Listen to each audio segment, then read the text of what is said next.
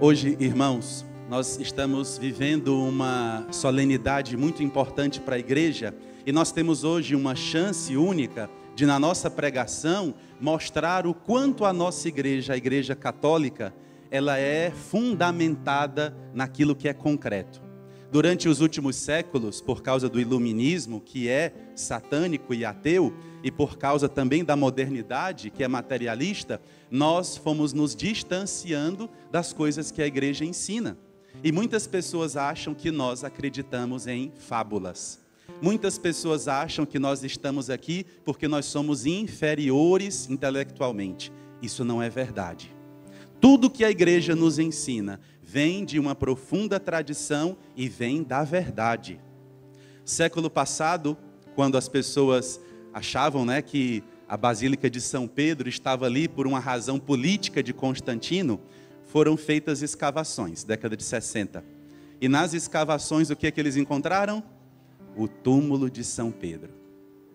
Nós não vamos ao Vaticano para ver arcos, nós não vamos ao Vaticano para ver colinas, nós vamos ao Vaticano porque o túmulo de São Pedro está lá. A igreja tem a sua sede lá, não é por causa de Constantino, até porque a igreja existia antes dele, 3 séculos.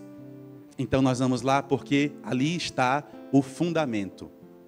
Também na Basílica de São Paulo, fora dos muros, porque ele morreu em um lugar, mas foi sepultado em outro, também está lá os seus despojos. Portanto, não tenha dúvida, quando você estiver se arrumando e vindo para a igreja, não duvide, eu estou indo para algo certo, eu estou indo para algo concreto. E nós vamos entender por quê na pregação agora do Evangelho. Quero logo trazer os aspectos teológicos e os aspectos históricos para a gente poder construir a nossa pregação aqui juntos. Queridos irmãos, quando o povo de Deus saiu do Egito, qual era o sinal de que Moisés era realmente de Deus? Qual era o sinal que Deus pôs que o povo não estava à mercê? O sinal era, durante o dia, uma coluna de nuvens e durante a noite, uma coluna de fogo. São quantas colunas? 2. No templo de Jerusalém, quando os arquitetos fizeram a versão de Salomão, o que eles puseram bem na entrada do templo? 2 colunas que não tinham função de sustentação, só tinham função espiritual, que era para dizer que assim como se constrói na terra, estamos construindo para a eternidade. E essas colunas se chamavam Iaquim e Boaz. Iaquim, que significa estabelecida para sempre. Guardem essa explicação. E Boaz, que significa nele a força, nele a fortaleza.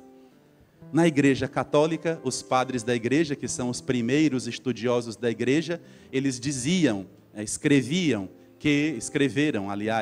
que essas 2 colunas, a coluna de fogo, a coluna de nuvens, Boaz e Iaquim, continuam em pé. E quem são essas colunas hoje para a igreja? Quem é que está estabelecido? Quem é que é rocha de fundação? São Pedro. E quem é aquele que tem a força, que tem o gládio na mão para poder ferir os inimigos? Quem é? São Paulo.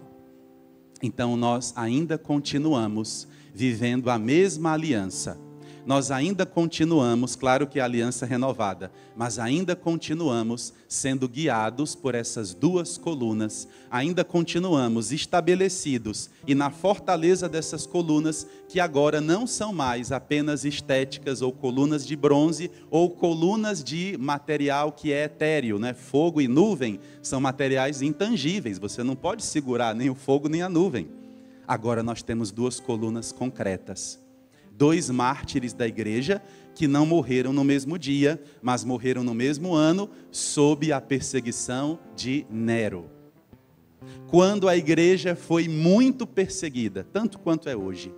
E eu queria muito, vou pedir de novo essa graça a nosso Senhor, que apareça sobre a terra algum grande cineasta que possa fazer um filme sobre essa perseguição. Porque às vezes as pessoas só acham que a igreja é da Inquisição Espanhola para cá. E ainda entendem errado. A igreja foi muito perseguida. E essa perseguição foi tão grande que no Coliseu havia banho de sangue. Sangue de cristão, sangue de católico. Era criança, era idoso. gente sendo jogado para leões, para tigres, para ursos. Não foi uma coisa bonita não, viu? Foi muito sofrimento para a igreja chegar até hoje, por isso que ela está estabelecida. E dentre esses mártires, nós temos o sangue de São Pedro, que segundo a tradição da igreja, existe lá em Roma uma igreja chamada Igreja Quo Vadis, que é quando Pedro está fugindo da perseguição, quando Pedro está indo na direção oposta, Jesus aparece para ele e pergunta, onde você vai? Pedro pergunta para Jesus, onde você está indo? Né? Eu estou fugindo de Roma e você está indo para Roma? E Jesus ali ainda, oculto, ainda no segredo, diz, eu estou indo a Roma para ser crucificado de novo. E nessa hora, São Pedro entende que ele precisa voltar. E ele então gira o seu caminho, faz uma conversão no seu caminho e volta para o centro da sua vocação. Esse é o paralelo na história que nós encontramos no Evangelho de São João, quando nosso Senhor diz, quando eras jovem, tu te cingias e ias para onde querias. Quando fores velho, outro te cingirá e te levará aonde não queres ir. É esse o paralelo na história que nós encontramos para esse momento da Bíblia. E São Paulo, na hora que a sua cabeça foi decapitada, porque um foi crucificado, que era a pena máxima dos romanos, e o outro foi decapitado, que era a pena máxima dos romanos para um cidadão romano. Na hora que sua cabeça cai no chão, são três lugares que ela cai e sai em 3 lugares, e ali nós temos a igreja de Trefontaine, que é onde a cabeça de São Paulo cai, e ali tem 3 cursos d'água nessa igreja. Depois ele vai ser sepultado fora dos muros de Roma. Essa é a parte histórica, a parte teológica. Agora vamos para a exegese bíblica e nós vamos agora mergulhar muito nesse evangelho. Queridos irmãos, Jesus, quando vai para algum lugar, ele não vai passear, porque Jesus não precisa passear. Ele não precisa de coisas para ficar olhando, né, para árvores, não. Quando Jesus vai a algum lugar, ele tem uma intenção profunda. E hoje Jesus está indo a um lugar muito antigo. Qual é o lugar que Jesus vai hoje no Evangelho? É com vocês agora, vamos lá? São 2 nomes, Cesareia de Filipe. Essa região, na verdade, se chamava antigamente de Pânias, porque era uma região dedicada ao deus Pan, que era um deus com cabeça de bode, pele de bode, pernas de bode. E ali nessa região, Pânias, que é hoje a Cesareia de Filipe, que não é a Cesareia Marítima. Essa região, que hoje se chama Bânias, porque quando os árabes invadiram, na língua árabe não tem a letra P, então eles colocaram o nome de Bânias, mas até hoje o nome lá é Pânias. Quando eles chegaram ali, não é? Jesus Cristo vai até ali, porque ali vocês tinham um culto muito estranho. Ali as pessoas tinham um culto aos bodes, e esse culto se dividia em 2 coisas. Eles sacrificavam os bodes e jogavam num buraco que tinha ali, em Pânias, naquela região. É uma grande caverna, e ali tem um grande poço, e eles sacrificavam os bodes e jogavam ali. Porque ali era a entrada para o submundo, ali era a entrada para o Hades, ali era a entrada do inferno. Inferno, Hades, Sheol são a mesma coisa na palavra. Então eles jogavam esses bodes ali, nesse poço muito profundo, sacrificando para o deus Pan, que era o deus das colheitas, que era o deus do vento. Então quando Pan, segundo eles, estava desagradado, as colheitas não funcionavam, vinha uma praga, vinha alguma coisa, porque Pan, por ser um deus metade bode, era um deus muito temperamental. Quem já criou bode sabe, né? Acho que aqui ninguém fez isso, mas quem já teve contato sabe que bode ele vai para cima, né? Então, o deus Pan tinha essa característica. E ali, neste lugar, quando os macabeus venceram, não é, os gregos, eles tiraram esse culto que tinha ao deus Pan. Porque os gregos também foram ali e colocaram estátuas para Zeus, colocaram estátuas para Hércules. Era um lugar de uma grande confusão. E o outro culto que eles faziam aos bodes era, eles embriagavam os bodes, e esses bodes ficavam como que cambaleando, e eles diziam que era uma dança, eram os bodes dançantes, e esses bodes proferiam oráculos. As pessoas iam até lá, a região de Pânias, para perguntar para os bodes embriagados o que eles deviam fazer. Por que Jesus leva o povo até lá? Por que Jesus levou a igreja até ali? Olhem que explicação bonita. Jesus queria mostrar para os discípulos: vejam sobre qual fundamento os homens estão construindo a vida deles. Vejam sobre que tipo de lixo as pessoas estão construindo suas vidas. Vejam sobre que alicerce. É sobre bode dançando, é sobre a porta do inferno, é sobre a estátua de Zeus. Como é que nós sabemos disso? As escavações foram feitas em 1988. É coisa muito recente. Aqui é a ciência da arqueologia bíblica. Então vejam, por que Jesus leva o povo até lá? Porque Jesus está hoje, e aqui é a teologia que eu estou desenvolvendo, tá bom? Como Jesus Cristo é o Messias, ele precisa vencer os seus inimigos. Ele precisa derrotar aqueles que se levantam contra ele como Messias. E assim como os macabeus já tinham limpado a região de Pânias, já tinham tirado aqueles cultos e depois voltaram, Jesus também vai até ali para dizer de novo: as portas do inferno não prevalecerão. O inferno não vai subir sobre a terra. O inferno não vai atacar a terra, porque vocês vão impedir, vocês, a igreja e Jesus, nós vamos impedir. Nós vamos estar selando a porta do inferno. E Jesus Cristo, levando os discípulos até ali, aquele lugar, começa então a segunda etapa. São 4 etapas. A primeira é mostrar para os discípulos que eles têm uma mensagem de salvação. Nós estamos agora aqui pregando, não é por vaidade, não é porque nós queremos estar à frente, não. Nós estamos agora pregando, nós que eu digo a paróquia, eu como pároco, os meus irmãos vigários, os diáconos, os seminaristas, os religiosos, nós estamos pregando, nós leigos também, vocês leigos, nós estamos pregando porque nós temos uma mensagem de salvação. Nós não queremos que as pessoas fundamentem a vida delas sobre bodes dançantes. Nós não queremos que as pessoas fundamentem a vida delas em coisas que não têm sentido. E vocês hão de convir que é exatamente o que acontece na nossa geração. As pessoas fundamentam suas vidas sobre coisas tolas. Ah, padre, mas a pessoa é livre, ela pode fundamentar onde ela quiser. Nós só temos uma vida. Se nós perdermos esta vida, não haverá outra. Não haverá a vida eterna. Se eu fundamento minha vida fora de Deus, não haverá o próximo éon, não haverá a vida eterna. Por isso que Jesus leva seus discípulos até lá. Então eu quero que vocês imaginem a cena. A nossa imaginação deve auxiliar a nossa epistemologia, tá bom? Imaginação não é para funcionar sozinha, não. Imaginação tem que funcionar junto com a consciência. Então imaginem Jesus Cristo andando com os discípulos e as pessoas ali cultuando os bodes, se rasgando diante da estátua de Zeus, jogando oferendas lá no poço do Deus Pan. É assim a nossa vida quando nós estamos longe de Deus. Nós trocamos o Criador pela criatura. E a criatura não é capaz de nos preencher. Nada que foi criado por Deus é capaz de nos dar plenitude. Somente Deus nos dá plenitude.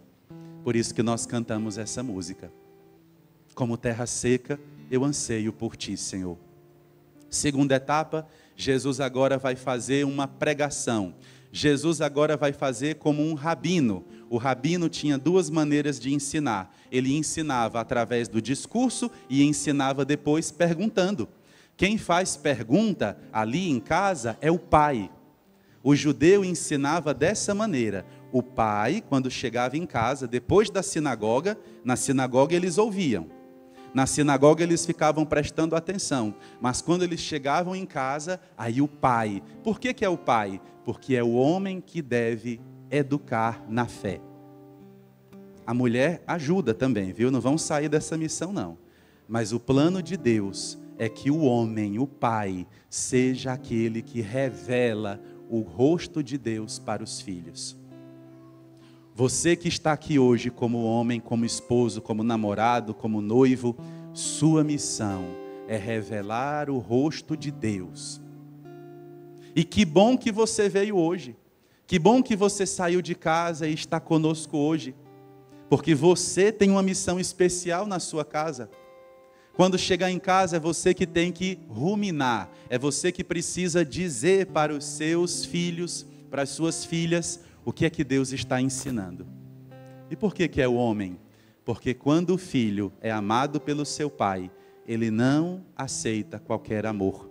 Quando a filha é amada pelo seu pai, ela não aceita menos do que ele.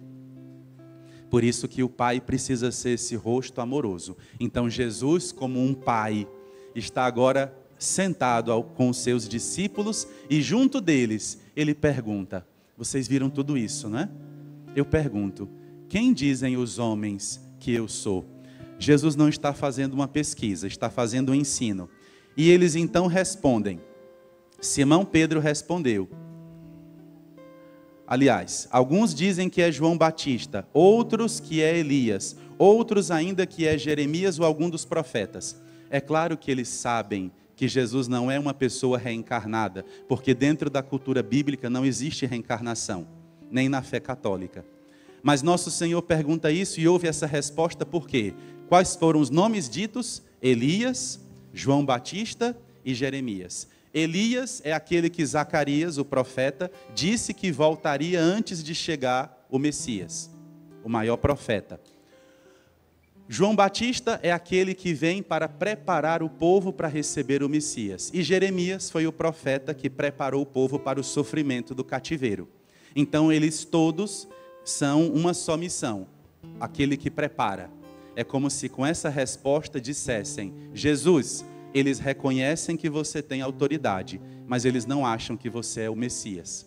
Eles não acham que é você que vai combater para vencer os nossos inimigos. Eles não acham que é você, Jesus, aquele que veio de junto de Deus. Inclusive é o que nós cantamos em cada vez que cantamos o santo na missa, não é? Hosana nas alturas, ou seja, aquele que está lá no alto dos céus, escute nossa prece. Ele mandou Deus, né? Deus mandou Jesus como escuta as nossas preces. Quando Jesus escuta isso, Jesus entende. Eles não acham que eu sou o Messias. E vocês? E vocês que estão comigo? E vocês que caminham comigo? E vocês que estão comigo todos os dias? Que me escutam, que me veem. E escutar e ver significa acolher as promessas, escutar e ver, descobrir o segredo. Vocês que me escutam e me veem, o que vocês dizem? Quem vocês dizem que eu sou? E Simão Pedro, que é sempre o primeiro em todas as listas dos apóstolos. Vocês já repararam isso? Toda vez que no Evangelho vai falar dos 12, quem é o primeiro citado? Pedro, Simão Pedro. Seu nome era Simão, Shimeon, que significa o quê? Aquele que escuta e obedece. Então sempre Pedro é o primeiro. Por isso que nós já entendemos aqui que Pedro é o primeiro Papa. Mesmo antes de Jesus já falar aqui hoje, não é, que eu te darei as chaves, nós já encontramos aqui Pedro como primeiro da lista. E São Pedro nessa hora, ele toma a frente e diz, não é? Tu és o Messias, o Filho do Deus vivo. São duas confissões de fé. Primeira confissão de fé, tu és o Hamashiach. Tu és aquele que nós esperávamos há 700 anos. Desde a profecia de Isaías até o Senhor chegar, és tu. Segundo, tu és o Filho do Deus vivo. Tu és Deus no meio de nós. Então são duas confissões. E Pedro só pôde dizer isso por uma revelação de Deus. Nesta hora que Jesus escuta, Jesus lhe responde: feliz és tu, Simão, filho de Jonas. Essa palavra feliz, vocês lembram o que significa, não é?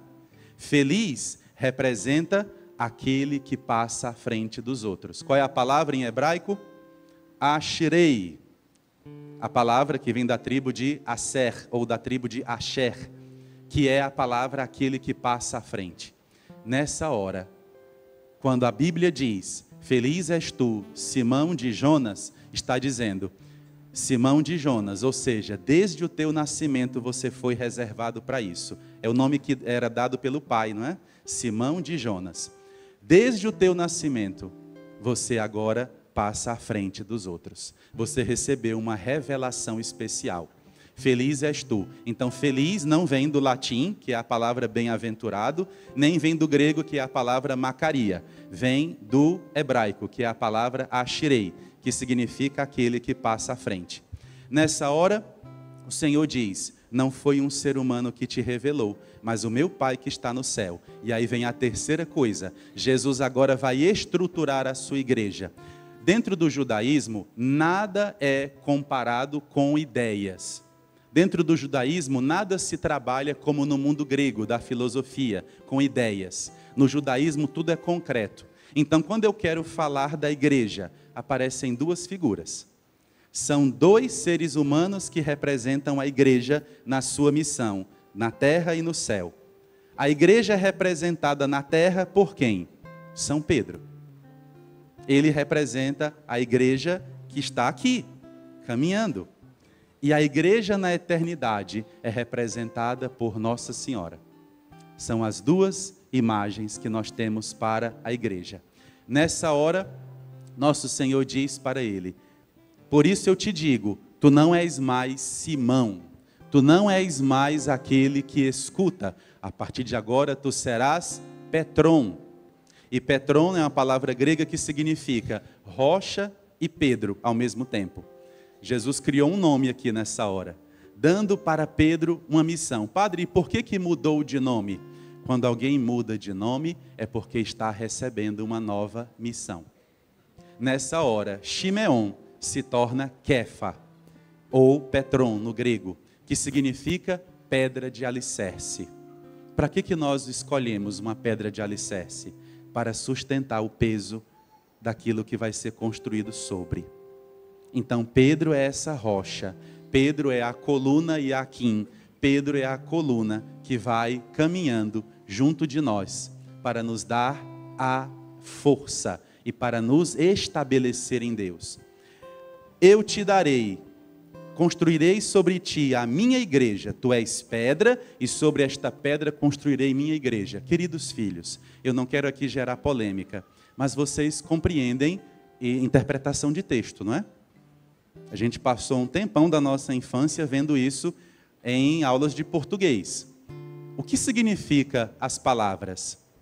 Sobre esta pedra construirei a minha igreja. É possível alguém ler esse texto e dizer que Jesus não fundou a igreja? É possível alguém ler esse texto que já foi escrito lá pelo ano de 50, 35 por aí depois de Cristo e não compreender que Jesus está sim fundando uma igreja? É inequívoco. Jesus quis uma igreja sobre esta pedra. Que pedra? A rocha que é Pedro e a rocha que é a revelação que ele recebeu. Sobre esta pedra construirei minha igreja. As palavras em grego que tem aqui são eklesia mu, né? A minha igreja, o meu povo. A palavra eklesia no grego corresponde à palavra hebraica kahal, que significa o povo que eu chamei, o povo que eu conquistei. Essa explicação é bonita, me acompanhem.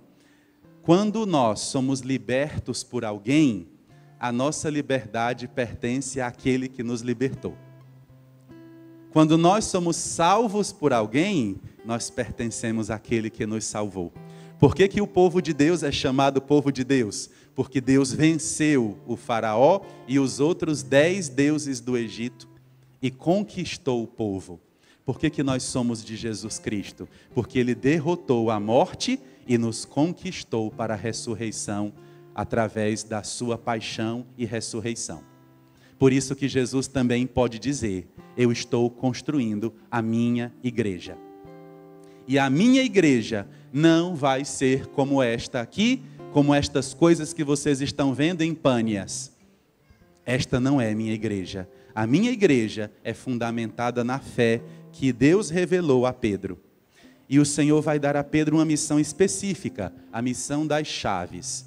É claro que ao longo dos séculos, essa missão das chaves tornou-se, claro que internacional, mundial.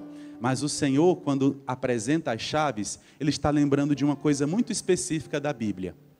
O que é que José do Egito se torna quando vai para o Egito? Ele se torna o administrador de todas as riquezas do Egito. Em todos os palácios, vocês tinham o prefeito do palácio, que era aquele que tinha o poder das chaves. O que é o poder das chaves? É a capacidade de abrir as riquezas e a capacidade de fechar as riquezas, os tesouros. Então, o que a igreja está recebendo aqui em São Pedro? A graça de abrir as portas, os tesouros da igreja. Padre, o que são esses tesouros? Os sacramentos. Abrir os tesouros para todos e fechar os tesouros para aqueles que não estão capazes de recebê-los. Pedro recebeu esse poder. Por isso que na iconografia cristã, ele sempre aparece segurando as chaves. Porque é ele que representa a igreja nesta terra. Ele é o vigário. O que é o vigário? É aquele que faz as vezes de. Aquele que representa alguém. Pedro é o vigário de Cristo. É ele que abre os tesouros. Queridos filhos, eu quero agora concluir. E queria que a gente voltasse, com a terra seca. E eu queria que agora você compreendesse uma coisa. Você pode pensar assim, padre, isso é bonito para o senhor. Isso é bonito para o diácono. Isso é bonito para o seminarista. Mas para nós, por que isso é bonito? Me escutem. Lembram da semana passada, do barco? Vocês têm certeza que lembram? O que o barco representava? A igreja aqui, reunida no templo, na igreja mesmo de pedra, e também representava a igreja que é a nossa casa. Sua casa pode se tornar Pânias. Sua casa pode se tornar um lugar de ofensa a Deus. Sua casa pode se tornar um lugar que não serve a Deus, se você não assumir o lugar da sua vocação, se você não viver a sua vocação, se você não estiver por inteiro na sua vocação, a sua casa vai ficar desabrigada e vai ser a morada do Deus Pan e vai ser a morada dos bodes dançantes. Deixa eu explicar numa linguagem menos metafórica. Se eu não cuidar da minha família, ela será tomada de mim. Queridos filhos, é tão grave o que nós estamos vivendo, que até famílias que o pai e a mãe educaram na fé com tanta dificuldade, muitos filhos se desviam do caminho. Imaginem as famílias que não são cuidadas por ninguém. E para quem Deus deu as chaves da sua casa? Quem é que tem as chaves da sua casa? Qualquer um tem a chave da sua casa? Quem é que tem a chave da sua casa? A esposa e o esposo. São vocês que devem cuidar, administrar, dar os tesouros de Deus para os filhos de vocês. São vocês que devem chegar em casa e, assim como Jesus, olhar e dizer: em que nossos filhos estão fundamentando a vida deles? Sobre qual rocha nossa casa está construída? Sobre qual rocha meus filhos estão construindo a vida deles? Sobre qual rocha meus irmãos estão construindo a vida deles? Sobre qual rocha o meu casamento está fundamentado? Isso é muito importante, sabem por quê? Porque nós hoje vivemos uma época onde nós temos 3 inimigos grandes. Primeiro, o relativismo. Não existe verdade, não existe nada concreto. Mentira. Nós só podemos construir nossa vida sobre algo concreto. Segunda mentira do mundo de hoje é a mentira do hedonismo. Nós confundimos realização com prazer. Não. Tem coisas que custam caro, mas nos trazem alegria. Não trazem prazer, mas trazem alegria e contentamento. E terceira mentira que é contada é a mentira de que tudo é líquido, nada pode ser construído mais. Mentira. Nosso Senhor nos ensina hoje no Evangelho, no meio da confusão, no meio do relativismo, no meio do sincretismo, no meio do panteísmo, no meio do satanismo, eu vou edificar a minha igreja. Olhem que palavra bonita. Não tenham medo. Não tenham medo das coisas. Padre, eu tenho medo porque tal pessoa disse isso. Não tenham medo. Jesus hoje vai lá para o meio da confusão. Imaginem a confusão daquele lugar. Jesus vai lá para o meio e diz: Pedro, você está comigo? Você acredita que eu sou o Messias? E Pedro, representando todos, diz: sim, nós cremos. E ali Jesus diz: pois no meio dessa confusão, no meio dos bodes dançantes, no meio do poço do Deus Pan, eu vou construir minha igreja. E essa igreja tem uma pedra tão forte que o inferno não vai conseguir subir. É uma das palavras que um santo moderno diz: é a igreja que impede o avanço do inferno sobre a terra. Porque lá na boca do inferno existe uma rocha que é Pedro, que é a coluna da igreja. Na sua casa, seja uma rocha firme. É muito difícil, meus irmãos. Por que, padre, que é difícil? Qual é a função do alicerce? Primeira função? Sustentar o peso. Sustentar o peso que se levanta sobre nós. Imaginem, filhos, se nós estivéssemos sozinhos. Imaginem se nós não tivéssemos o auxílio de Deus. Eu nem poderia estar aqui. Seja forte no Senhor. Sustente o peso. Padre, está tão pesado, o que é que eu faço? Peça a Deus força. Peça a Deus força. Não desmorone. Não se esfacele. Não vá se fragmentar. Porque uma pedra, quanto mais dividida, mais fraca. Seja forte. Na sua casa é você e sua esposa. Sejam fortes. Segunda função do alicerce, qual é, meus irmãos? Ele deve sempre estar no eixo. Quando o alicerce começa a se desviar, a construção, quando o alicerce se move, o que acontece com a construção? Ela desmorona. Não saia do centro da sua vocação. Você sabe qual é a sua vocação? Padre, eu casei. Será que eu sei? É para saber. Se você casou é porque você acredita em quê? Que a sua vocação é ser esposo, ser esposa. Nossa vocação aqui é a vocação de gerar vida através do nosso sacrifício para a igreja. O seminarista, o diácono e eu, nós escolhemos, nós entregamos a Deus nossa vida, não para gerar vida através de um casamento, mas para gerar vida através do nosso sacrifício cotidiano. Como São Paulo disse, eu estou para ser derramado como a gordura era derramada junto com o incenso sobre a brasa. E essa gordura com o incenso fazia as orações subirem ao céu. Cada um precisa estar no eixo da sua vocação. Eu já disse que é difícil, é sustentar peso. Segunda graça, qual é que eu disse agora? Qual a segunda função do alicerce? Estar no eixo. Esteja no eixo. A coisa mais triste é quando uma pessoa está fora de si. É quando uma pessoa está fora da sua vocação. E a terceira função do alicerce, ele deve permanecer. Ele deve ser para sempre, porque ninguém pode remexer no alicerce para fazer de novo. E eu quero acrescentar mais uma coisa que o alicerce não pode fazer, mas que eu quero que nós vivamos. Sejamos felizes na nossa vocação. Você é feliz onde você está? Não confunda felicidade com prazer. Você é feliz onde você está? Se você não é, peça a Deus. Porque tem muita gente que por causa de momentos de infelicidade, abandonam a sua vocação. Pessoas abandonam profissão por causa de momentos de dificuldade. Pedro abandonou a igreja, viu? Pedro, me perdoe. No céu a gente se acerta. Mas o Senhor sabe. Na hora que ele viu Jesus aparentemente perder a batalha, o que ele fez? Eu não conheço esse homem. Eu não quero esse Messias.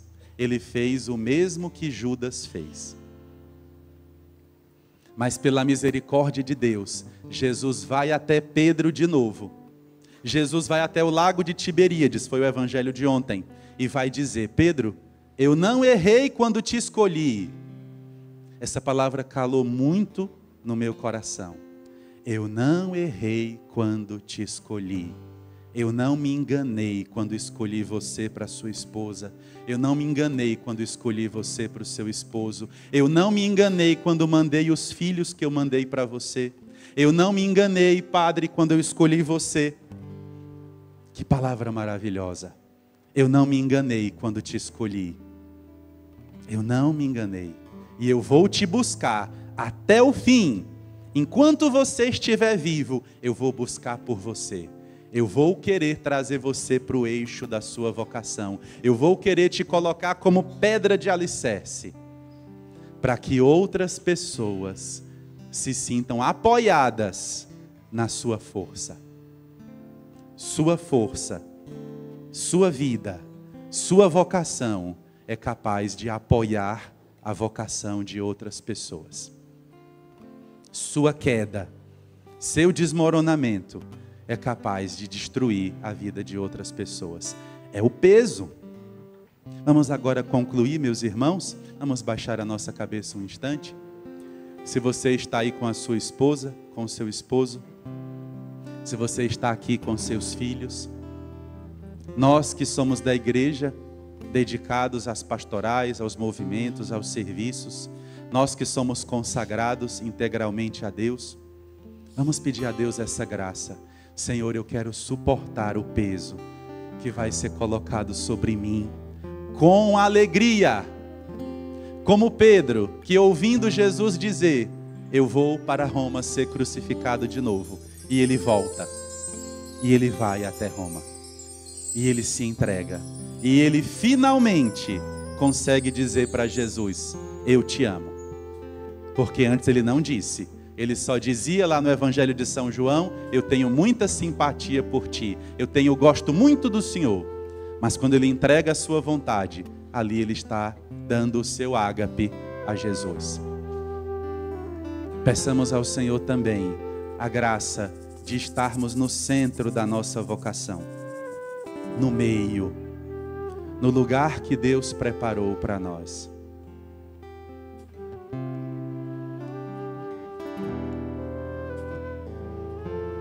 E você que está fraco, diga: somente em ti construirei a minha casa. Somente em ti colocarei minha esperança. Somente em ti, Somente em ti construirei a minha vida. Somente em ti colocarei minha esperança. Se Ele é tua rocha, canta. Pois só em ti minha alma achou descanso. Vai tirando aquilo que te atrapalha. Pois Só em ti eu pude respirar. entrega a tua fraqueza, entrega a tua divisão. Só em ti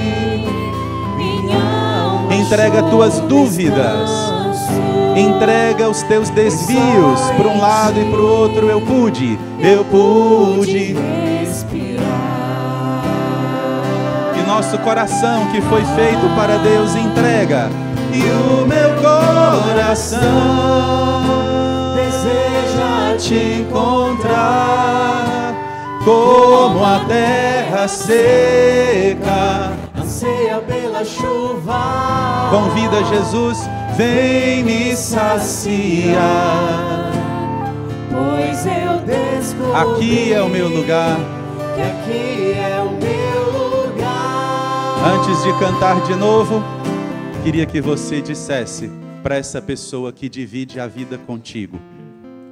Diga para essa pessoa com toda sinceridade: eu não sou capaz de sozinho viver minha vocação. Eu preciso da ajuda de Deus e preciso da sua ajuda também. Me ajude a viver minha vocação. Que o Senhor me ajude a viver minha vocação. Vamos ficar em pé? Agradece aí a essa pessoa que está ao teu lado, que te sustenta tantas vezes no silêncio do dia a dia. E como pedra fundamentada no Senhor, vamos terminar cantando mais uma vez. E o meu coração deseja te encontrar, como a terra seca, anseia pela chuva. Vem me saciar, Pois eu descobri que aqui é o meu lugar,